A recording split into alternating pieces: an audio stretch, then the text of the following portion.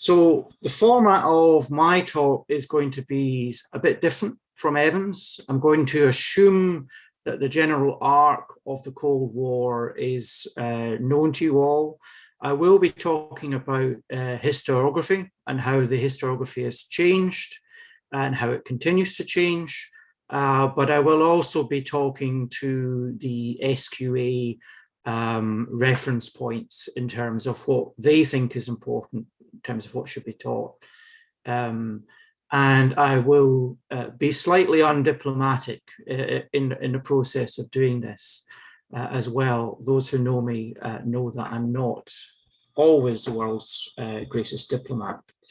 So in terms of the resources and sources that are available to teaching the Cold War, or what I would call the global Cold War, the first point to emphasize is that obviously we have a lot more sources than we had during the Cold War itself.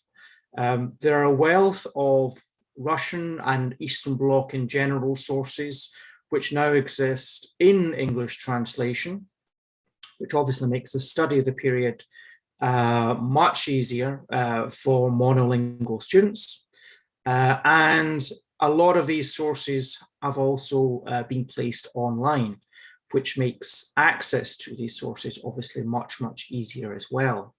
So I'm only in this slide highlighting a few of them. 17 Moments in Soviet History. Many of you, I think, already be familiar with that. It's a great site for translated Soviet sources. It takes an annual approach. It looks at a particular year in Soviet history and provides translated sources from that year. So for the Cold War, which is our topic today, I would highlight 1947, 1956, and 1985 as being particularly good years to look at in microcosm on that site in terms of understanding the Cold War from the Soviet side. In addition to that, the Woodrow Wilson Center Cold War International History Project, since '91, has published a wealth of archive-based materials, including archive sources themselves on translation and on an analysis of what these sources actually mean. And this would be a good site for the more ambitious pupil, perhaps, who wants to begin to get a flavor of what academics are saying. And for us all as teachers, of course, as well, there's a wealth of online and face-to-face events occurring on all the time about the Cold War and about new thinking about the Cold War. And I provided a link here to just one of them, Sergei Radchenko, one of my colleagues in England, whose book is forthcoming on the rise and fall of the Détente and the Cold War in general. So I'll leave that there. As I say, these slides will be disseminated and you can look at these links at your leisure. I want to look at the SQA official priorities. Here, this is what I found online, and I've given some of them here. Evaluation of the reasons for the emergence of the Cold War, assessment of the effectiveness of Soviet policy in controlling Eastern Europe, Cuban Missile Crisis, Vietnam, an evaluation of the reasons why the superpowers attempted to manage, and I've put question mark, the Cold War, and an evaluation of the reasons for the end of the Cold War. So these are the kind of teaching bastions or buoys around which the teaching itself is intended to navigate. And as I mentioned before, not being the world's greatest diplomat, I would say that some of these priorities are slightly out of date and probably need to be revisited. Obviously, from a teaching perspective, it would be quite difficult to sort of fold in stuff that we might think is more important or more relevant. But at the same time, I do believe that we shouldn't be afraid to challenge some of the set objectives and to challenge high school students as well as university students with understanding of the Cold War. So if I was given this as a teaching manifesto, the feedback I would give would be that from my perspective, there are some problems and challenges with this. Looking at my field and looking at how at university level the Cold War is now being taught, the first thing that strikes me about the SQA objectives is it's not really a world history. So this sits within a section of teaching as a whole, which is ostensibly about history of the world. And looking at these priorities, this is really not a world history that's being suggested. It's a history of the world from the perspective of Washington, Moscow, and maybe London, if we're lucky. So I think that's problematic. I would encourage working at the margins around this objective to try and get in other perspectives in future years. It's also quite striking that, taken at surface value, there's no place in this curriculum for non-white or non-male actors. And I personally think that's increasingly problematic as well, and would need to change. It's also striking that there's very little space in the surface for consideration of civil society, which is quite surprising, because again, in the Cold War itself, there's a lot of civil society activity going on.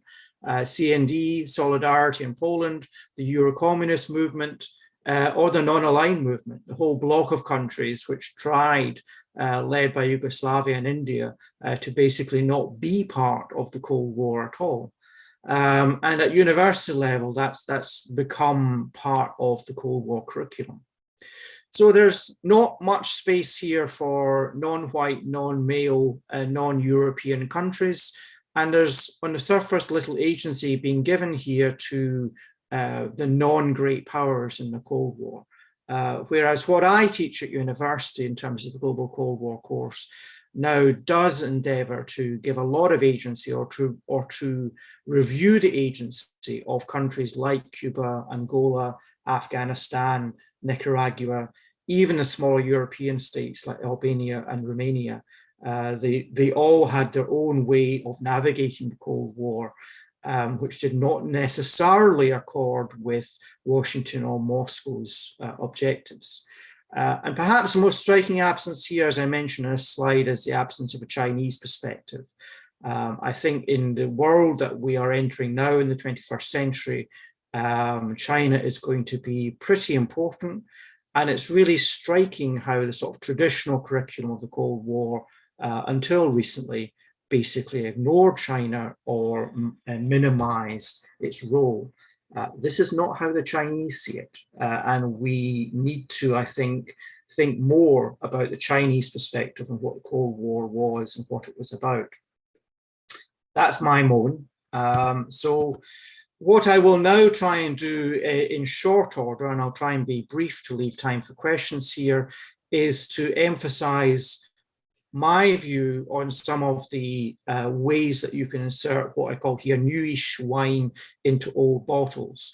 So taking these SQA objectives at face value, what has changed? What can we add now from the point of view of archives and the latest academic work to the teaching of these individual objectives? So starting with the one that I put the most obvious question mark over, an evaluation of the reasons why the superpowers attempted to manage the Cold War, 1962 to 1979. This is obviously a reference to détente. And as I say, if I were given this as a teaching objective, I would suggest that we probably need to discuss what manage means. Manage kinds of implies that this was an attempt only to reduce tensions and to continue the Cold War by peaceful means. And I think this misses, or is in danger of missing, in some ways, the Soviet and even the American perspective, which was that détente was not seen as a way to manage the Cold War temporarily. It was seen as an end state, a way to peacefully coexist on a permanent basis. That's certainly what, from the archives, we now know that the Soviet side was looking for. The second thing I would say here is that the archives and the academic research post-91 have emphasized, and this is corroborated by accounts, diaries, and memoirs from the Soviet side, that without Brezhnev, arguably, we wouldn't really have détente at all. In other words, a lot of the traditional history of détente emphasized the role of Nixon and particularly Henry Kissinger, the American National Security Advisor at the time. And this kind of placed emphasis on Kissinger in particular's view of realpolitik, great power diplomacy. But what's now clear, I would argue, is that it took two to tango, in a sense, that without Brezhnev pushing engagement with the détente agenda, and in fact seeking détente actively, arguably you wouldn't have had détente take place at all. Best and simplest example of this is the signing of the Helsinki Accords. This was, we now know, opposed by a number of members of the Soviet Politburo and actors within the Eastern Bloc as a whole, who were rightly nervous and suspicious about the implications of the Helsinki Accords. But it took Brezhnev took on the responsibility for doing that, and he in the end pushed this through. Two sources that I would cite here that are relevant are Zubok's article, Soviet Union and Détente of the 1970s from 2008, which is a short article that is definitely worth reading. And for teachers and academics, there's an excellent new biography of Brezhnev, which I would heartily recommend, by Susan Schattenberg, now translated into English, called Brezhnev, The Making of a Statesman.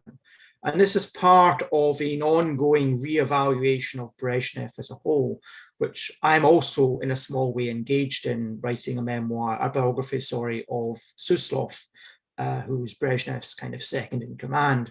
So the idea of an era of stagnation under Brezhnev is now being challenged. I don't have time or space to go into all of the ways that this is being challenged, but there's an interesting process going on at the academic level, where we're now kind of reassessing the Soviet 1970s as a whole. And what's being discovered, amongst other things, for example, is that we kind of knew already, but this has been re-emphasized. Gorbachev didn't invent the phrase perestroika. The phrase perestroika was around in the 1970s, even before the 1970s, but it was around in the 1970s as well. And it was being invoked in the 1970s as a way to reinvigorate and reimagine Soviet socialism. So that the world doesn't start in 1985 as far as perestroika and glasnost are concerned. So moving on and keeping to the SQA objectives, another objective in that list is an evaluation of why the US lost the war in Vietnam. Now, again, if I were given that as a teaching objective, what would strike me is that the traditional historiography has been dominated in the Anglo-American objective by an emphasis on Washington, on Moscow, if you're lucky, and a little bit on Beijing. But what we've lacked until post-91 is a real sense of Vietnam and the Vietnamese objectives and Vietnamese sources. And again, this has now changed. So compared to the past, there are now more and more sources, including online sources, about the Vietnamese perspectives and what the North Vietnamese government in particular was thinking and doing. And again, in terms of a shortcut into that new historiography, I'd heartily recommend Li Hang Nguyen's excellent book from 2012, Hanoi's War. She has been into the Vietnamese archives for us and is now able to give us a much more complex and nuanced picture of what the Vietnamese were thinking in North Vietnam and the kind of balancing act that they had to perform in the Cold War itself. So again, time and space, I won't go into all of that, but the big takeaway there is that in the past, we usually, when we're talking about North Vietnam leadership, we always mentioned Ho Chi Minh or General Giap. But what she emphasizes and what the modern historiography emphasizes is the key role of Le Duan, the General Secretary of the Vietnamese Communist Party.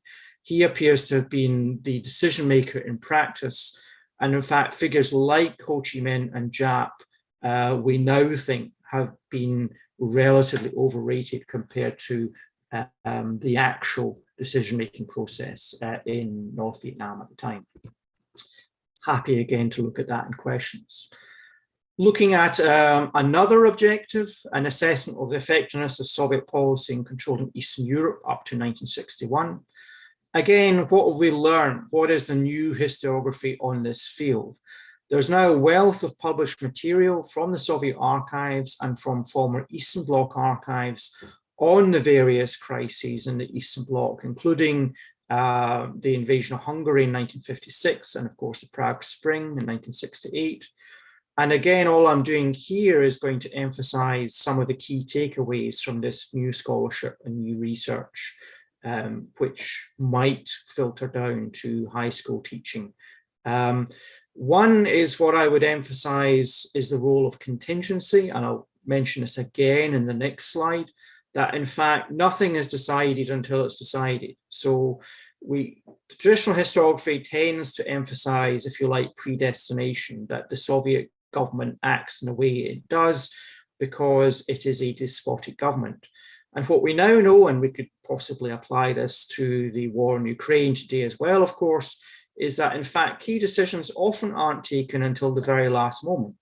We now know that the Soviet Politburo had decided on 30th of October 1956 not to militarily intervene in Hungary, and that it was events in Hungary and Budapest in particular on that same day that led them to revisit the decision 24 hours later and to intervene with the consequences that we now all know. The point of all of this, and the reason I'm saying it, is that the Soviet Politburo were trying to evaluate Noj, the Hungarian leader, and Noj could have become the equivalent of Gomulka in Poland. That is to say, he had the possibility, had he been able to communicate this, that he was able to keep things together, to become a reform communist. What changed on the 30th of October was, first of all, more violence in Budapest itself, and second of all, Noj making speeches that seemed to indicate he was going to go much further, that he was going to withdraw from the Warsaw Pact, and that this caused the Politburo itself to change their mind in turn and to decide that they had to get rid of Noj. So this was really a last-minute decision. It wasn't predestined. The second point to make here is that there is plenty of cases in the Cold War of what I call the tail wagging the dog.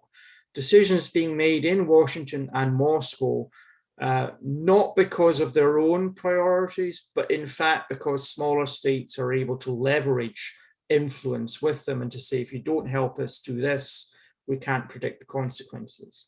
One example of that is the Cuban intervention in Angola, which I don't have time to cover here. But a second and obvious example is the erection of the Berlin Wall in 1961. We now know, again from the archives and from the latest historiography, that this is largely the obsession of the East German leader, Walter Ulbricht. It's him who is agitating most for this, and he's effectively able to pressure Khrushchev to let it happen in 1961 by stating that if he is not given a leave to do this, again, he cannot be answerable for the consequences for East Germany itself. And finally, another irony of the raising of the Berlin Wall is that once it's done, Ulbricht himself feels free to reform. He feels that he has the breathing space in order to enact de-Stalinization measures in East Germany itself and to undertake what are at the time some fairly innovative economic reforms. So repression actually facilitates a degree of liberalization in East Germany itself in the 1960s, which is in some ways the wrong way round from how we commonly understand these kind of stories. But nonetheless, that is what actually happens. And finally, because I'm aware time is pressing on, another SQA objective is obviously to evaluate the reasons for the end of the Cold War. And here again, we have a new historiography. This week, of course, I'm very aware that we've had the death of Mikhail Gorbachev, and a lot of coverage in the newspapers about Gorbachev's role in the end of the Cold War. And here I would emphasize and recommend the most recent book in this field, which is arguably Vladislav Zubok's latest book, Collapse, Fall of the Soviet Union, which came out in 2021. I actually met Vladislav in the archives in 2019 when he was finishing this book, and it's everything that he promised it would be. It's a fantastic book. Not for high school teaching, but to inform high school teaching, I think is certainly useful. It is the best account I think we have now of Soviet plans and perspectives from 1983 to 91. It is particularly good. It's really blow by blow on the period 89 to 91. And it's a fantastic book to think about Gorbachev's role and what Gorbachev thought he was doing. So there are plenty of debates to be had in the classroom about Gorbachev himself. There are those, as we've seen in the press this week, who argue that Gorbachev was a saint. There are others who say he was an idiot. There are others who state that the law of unintended consequences simply took hold. In the end, Gorbachev didn't matter because events span out of anybody's control. And what I would say is that there's room to accommodate all three opinions. You can certainly praise Gorbachev for his refusal to pursue violence in 89 to 91. You can also, at the same time, criticize him for enacting reforms that weren't well thought through and which led to a whole host of unintended consequences at the same time as well. One takeaway here that I would emphasize in closing is that Zubok is particularly strong on how Gorbachev's reforms in fact destroyed rather than rescued the Soviet economy. In other words, Gorbachev's reforms in the economic sense made the whole picture radically worse rather than better. And again, this comes back to the point I also made vis-a-vis Hungary in '56. That important part to get across in the Cold War is that nothing is foreordained, nothing is predestined. In '85, the military burden in the Soviet Union is still bearable. It is not foreordained that the Soviet Union is going to collapse, or that the Eastern Bloc is going to collapse, or that stagnation is going to cause that to happen.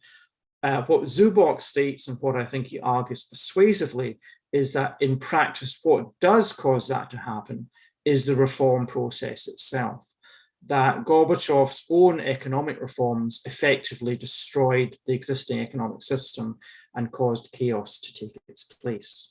So at that point, I'm going to, if I can, stop sharing, and I'll be happy to take any questions.